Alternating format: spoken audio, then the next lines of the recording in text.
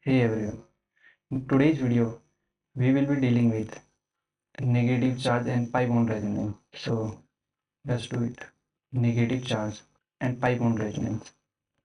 As the name suggests, the resonance takes place between negative charge and pi bond in a molecule. So basically it is same as pi bond and lone pair resonance. The only difference is here the lone pair is replaced by negative charge.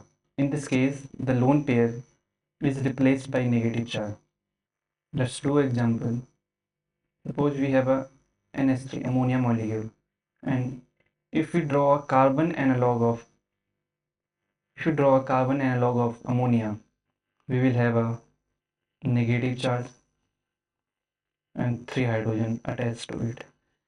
So in this case, if we try to find the hybridization of both the molecule, so as it has 3 sigma bonds, 1, 2 and 3, and one localized lone pair, so the summation comes as 3 plus 1, 4, and the summation tells us the hybridization is sp3. But in this case, the only difference is the lone pair is replaced by a negative charge. We will deal this negative charge same as the lone pair.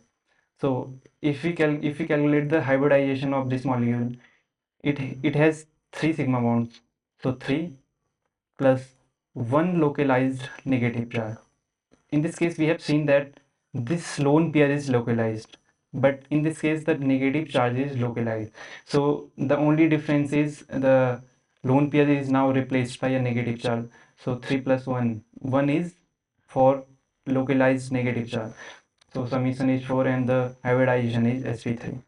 So in this case, we will deal this negative charge same as the lone pair. Let us do a one more example. If we have this molecule and carbon analog of this, as you can see, the only difference is it has lone pair and it has negative charge. As we can clearly see, this lone pair is involved in resonance. If we try to make its resonating structure, it will be like this. NH2, it has positive charge, and the double bond will be formed between these two atoms, and the negative charge will be shipped over the carbon here. And similarly, if we try to make the resonating structure of this molecule, the negative charge will shift over here and this pi bond will move over here. So the negative charge will goes to the carbon and the double bond will form between these two carbon atoms. So carbon atom will bear positive because it gives its electron to the bond, and the pi bond over here will shift over the carbon and it will bear a negative charge. So in both the cases, here lone pair is delocalized, and in this case negative charge is delocalized. If we try to predict the hybridization of the nitrogen over here and the carbon over here, in both the cases the hybridization will be same, which is sp2. I will tell you how it comes. As this nitrogen forming two sigma bonds with hydrogen and one sigma bond with carbon, so 3 sigma bonds plus, as this lone pair is delocalizing, so it will not count it under localized lone pair, so it has 0 localized lone pair. So the summation will be 3 and the hybridization will be sp2. In the same manner, the lone pair over carbon is delocalizing, so the carbon is forming 3 sigma bonds, so 3 sigma bonds plus 0 negative delocalized charge, so the hybridization will become as sp2. So basically this is the basic difference between both type of the resonance. The main idea behind learning this concept is to predict the stability of a carbon ion. Negative charge and pi bond resonance help us to predict the stability of a carbon ion. So let us have the example. If we have these three molecules,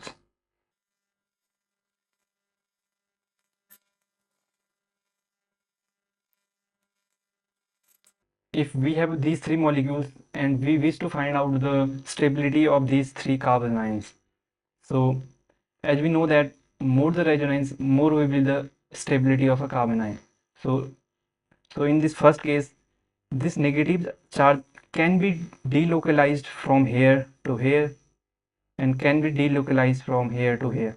So it can be participate in resonance in two ways. In this case, this has only one way, so it can move from here to here. So it has only one way.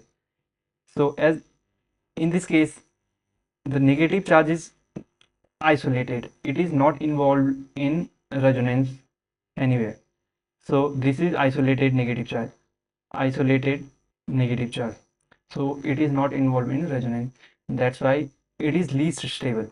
So as it has two resonating structure, so it is more stable. It has one resonating structure. So then the overall stability order will be A, then B, then C. So this is how we can calculate the overall stability order of a carbon ion by simply seeing how many ways this negative charge can be delocalized. So as we can see, this negative charge can be delocalized to both the carbonyl group.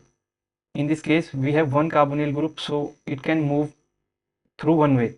And in this case, this is isolated. It cannot do resonance. That's why this is least stable. So overall stability order will be A, then B, then C. I will give you a one more example so that this concept will be more clear to you. Let us suppose we have these two molecules. This is a carbon analog of this molecule. It has lone pair of electron over nitrogen. It has a negative charge. So let us make a molecular picture of this molecule. As we can see, the pi bond is forming between carbon and nitrogen. So side-by overlapping of p orbital will form a pi bond between these two molecules, these two atoms. So let us suppose px of this and px of this is forming a pi bond. So if px of this nitrogen is used in forming a pi bond, the lone pair must be in py or in pz. As we can see, the planes are mismatched as the lone pair is in py or in pz, but the adjacent orbital we have is px. So it cannot move from here to here because both the orbital are in different planes. That's why this negative charge is localized. If we wish to predict the hybridization of this nitrogen, it will come as it will form one sigma bond here and one sigma bond here. It is a pi bond. So 2 sigma bond plus one localized lone pair. So the hybridization will be sp2. In the same way, if we make a molecular picture of this,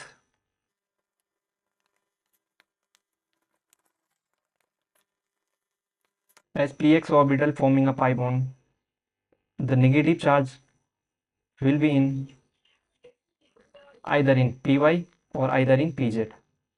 So it cannot move from here to here. That's why the negative charge is localized. So in the same way, the hybridization of the carbon here is comes as sp2. The the third type of resonance is lone pair and p orbital resonance. The lone pair are moving from atom to p orbital of adjacent atom. So lone pair containing groups are, we have nitrogen, we have oxygen, we have chlorine, we have fluorine, etc. And the p orbital containing groups are carbocation. If we have a carbocation, it must have a vacant p orbital, and boron. And boron always has a vacant p orbital. I will tell you how. The atomic number of boron is 5.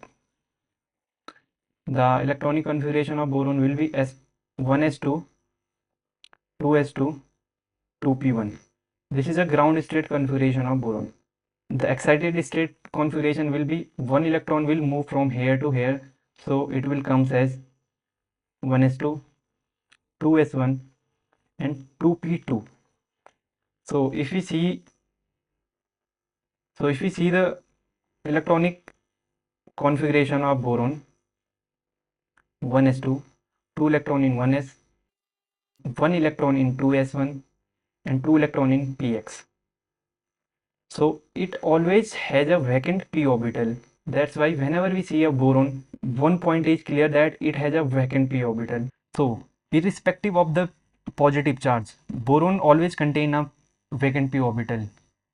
The general form of this type of resonance is, let us suppose we have a atom containing a lone pair and b atom will have a vacant p orbital. So this lone pair will shift to this vacant p orbital. So this is the general form of this type of resonance.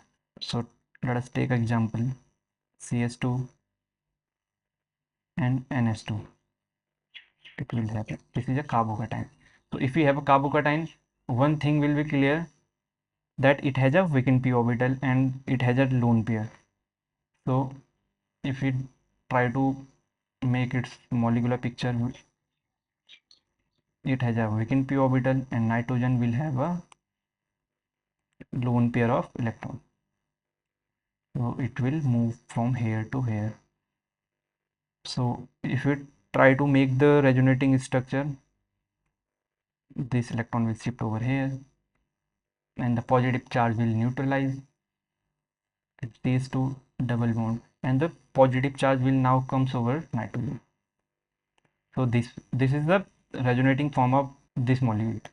So the main and the basic use of lone pair and p orbital resonance is to determine the stability of a carb cation.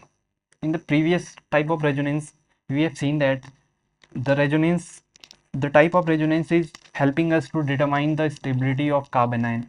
But in this case, this type of resonance helps us to determine the stability of carb cation.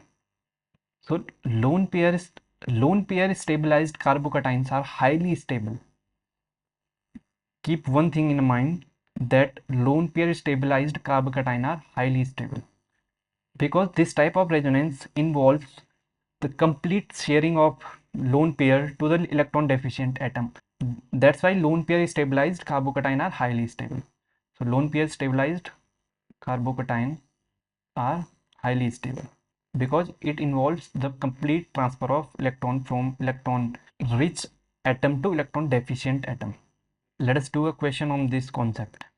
Suppose we have two molecules and we have to find which carbocation is more stable. As I told you, the carbocation always has a vacant p orbital. So an oxygen containing lone pairs. But this lone pair cannot participate in resonance because it is not adjacent to this carbocation. If we try to make a resonating structure of this molecule, the pi bond will move over here. Now pi bond is forming between these two atoms. Now the positive charge will comes over here. Now you can see the lone pair and vacant p orbital now are in adjacent to each other. So it can do a lone pair and p orbital resonance. So the resonating structure of this, in this case, the positive charge will comes over oxygen and this. So as I told you, lone pair stabilized carbocation are highly stable. That's why out of these two molecules, this carbocation is more stable. So B is more stable than A because it is lone pair stabilized carbocation. So that's all for today's video. See you in the next lecture. Bye bye.